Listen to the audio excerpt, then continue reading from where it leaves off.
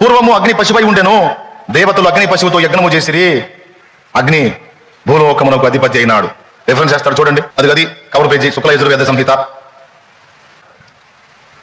పూర్వం అగ్ని ఏ పశువై ఉండెను, దేవతలు అగ్ని పశువుతోనే యజ్ఞము చేసినారు, అగ్ని భూలోకమును జయించినాడు, అగ్ని భూమికి అధిపతి అయినాడు. ఆయన పేరు అగ్నిట, ఆయన పశువట, ఆయన యజ్ఞం అయ్యాడట, తిరిగి లేచాడట. ఒరే ఏమన్నా అంటేనేమో తిట్టేమని చెప్పి గోల చేస్తారు. అక్కడ ఆ పశువు తిరిగి లేచినట్టు ఎక్కడ ఉంది? ఎందుకు నీ సొంత పైత్యాన్ని కలుపుతావు అందులో? అక్కడ భూలోకమును జయించాడట, అధిపతి అయ్యాడట. ఒకసారి మీరు ఆలోచించండి, ఎవరి అగ్ని? ఒరే ఆ అగ్ని ఎవరో తర్వాత చూద్దాం కానీ ఇప్పుడు నీకు విషయం చెప్తా, నువ్వు ఫీల్ అవ్వకూడదు. మరి నువ్వు అసలు ఫీల్ అవ్వకూడదు. నువ్వు ఇప్పుడు 17వ మంత్రం చదివావు కదా, శుక్ల యజుర్వేదం నుంచి, ఆ అధ్యాయం నుంచి.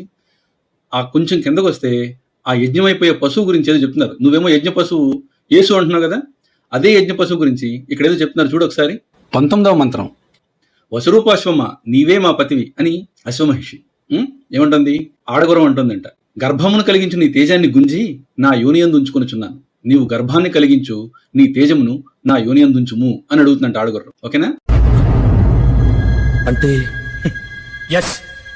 ఇప్పుడు నా ప్రశ్న ఏంటంటే, నువ్వు చెప్తున్న శుక్ల యజుర్వేదంలోని యజ్ఞ పశువు యేసయ్యే లెక్కన అతని తేజాన్ని గుంజుకుని యోనిలో పెట్టుకున్న స్త్రీ ఎవరు అడుగుతున్నా నిన్నాడు. మామూలుగా ఇందాక చెప్పా కదా, ఫీల్ అవ్వకూడదు నువ్వు. యేసు యొక్క తేజాన్ని గుంజుకుని యోనిలో పెట్టుకున్న స్త్రీ ఎవరు? గర్భం దాల్చిన స్త్రీ ఎవరు? యేసు సిలువ వేసుకునేటప్పుడు చెప్పు. ఏం మాట్లాడుతున్నావురా? నరాలు కట్ అయిపోయింది. కాబట్టి ఇంకెప్పుడు కూడా ఈ పిచ్చి పోలికలు తీమాక.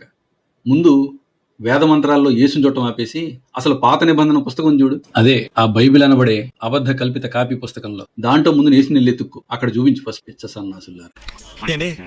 తెలియక అడుగుతున్నాను, ఇదో బతుక చెప్పండి.